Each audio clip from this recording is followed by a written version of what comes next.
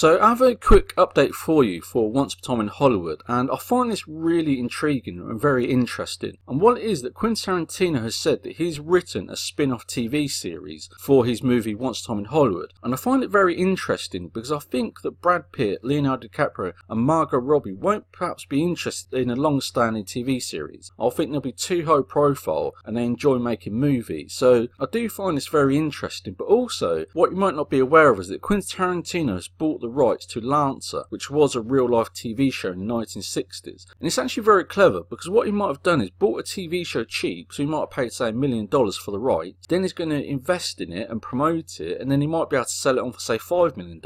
And Quentin Tarantino, yes, is a writer and director, but he's also very good at business. He has to be able to manage budgets and plan movies that are going to go on to make a lot of money. So he's a very talented and very clever man. And if he is going to relaunch Lancer, it's a very clever thing to do because, like I said, he's bought it cheap. He's got this movie that's going to pump a lot of publicity and interest into his work and then sell it on at a profit. So it's a very business orientated thing to do and very clever. But again, I'm very interested because the characters, like Sharon Tate, they'll be in the movie and I don't think they'll reappear in the TV show. But if you think otherwise, leave your comments below because I'm really interested in this. And another point I want to update you on is these boots. So if you're a fan of these boots being worn by Brad Pitt, you can actually buy them. They've been re-released and they cost $70. And I'll leave a link to this page, and they're called Mini Tonka 2-button hard-soled boots. And as I said, they cost $70, so if you're a fan of these boots and you want to own a pair, you can now buy them, and they are selling quite well apparently. And one final point is that Quentin Tarantino has added more scenes for Sharon Tate to feature in Once Upon a Time in Hollywood. And that's because Quentin Tarantino came under a bit of criticism for not featuring Sharon Tate's character enough in the original movie that featured in Cannes.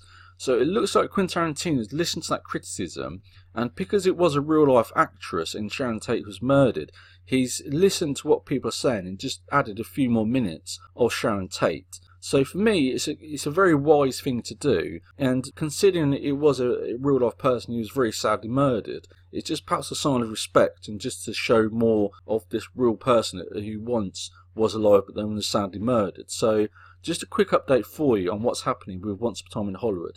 Again, I'll leave links below, so if you want to read through these articles you can, but just very fascinating how there may be a spin-off TV show. Now if you have your own thoughts, please leave your comments below. Now finally, if you're interested in making money watching movies, I've produced a guide that goes into how you can become a movie critic, and the idea is that you watch movies, then you write reviews and sell them to blogs, and you can be paid around $60. So you watch the movie, write a review, and you're paid around $60, $50 to $60. So if you're interested in that, I'll leave a link to that also below. But also this one based on how to become a video game tester. So if you're interested in making money as a video game tester, I've written a guide for that, because with YouTube, more and more people are being demonetized, and that really concerns me. So I've been researching more ways to make money instead of just YouTube. So if you want to learn more about it yourself, you can do. So if you're into video games, you can read this guide, and also if you're interested in being paid to watch movies and selling reviews. Now, with movie reviews online, there's a huge boom in online advertising. Companies like Netflix